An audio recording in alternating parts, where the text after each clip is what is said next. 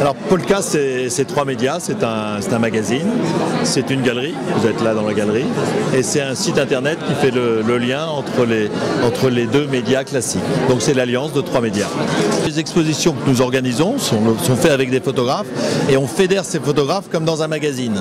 C'est-à-dire qu'il y a à la fois des sujets d'actualité, là il y a des photographes qui reviennent de zones de conflit, comme au Congo, comme en Irak.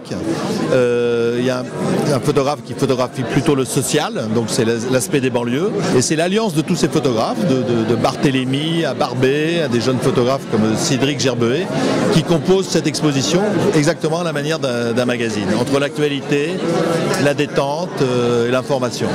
Alors le Congo s'imposait, c'était évident pour moi, c'est une situation dont on ne parle pas, c'est une situation humanitaire tout à fait particulière, ça fait 10 ou 15 ans, c'est selon, que le conflit perdure.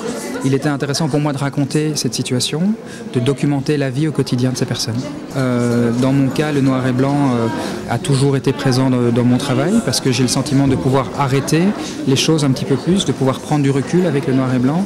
Et dans une situation tout à fait particulière qui est celle de l'Est de la RDC, où on est dans une problématique particulièrement complexe avec un nombre de personnes qui sont décédées pendant ce conflit qui est celui de 5,4 millions de personnes et une réalité qui est trouble, une réalité qui n'est pas tout à fait établie, des choses qui sont justement assez floues, assez difficiles à comprendre. J'avais le sentiment que le noir et blanc, le film, cette matière-là pouvait mieux le retranscrire que la couleur. Dans les années 2000-2002, au centre de la campagne électorale, c'était la banlieue et l'insécurité qui était au centre. Moi j'avais vu une expo de Gourski à l'époque à Beaubourg et j'étais très impressionné par le grand format.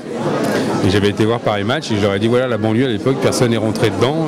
La banlieue la plus dangereuse à l'époque, c'était les 4000 à la Courneuve. Et je voulais montrer la banlieue aux gens, parce que les gens disaient la banlieue, mais personne n'était rentré à l'époque dans la banlieue. Surtout dans une banlieue dure comme ça, personne n'y était allé.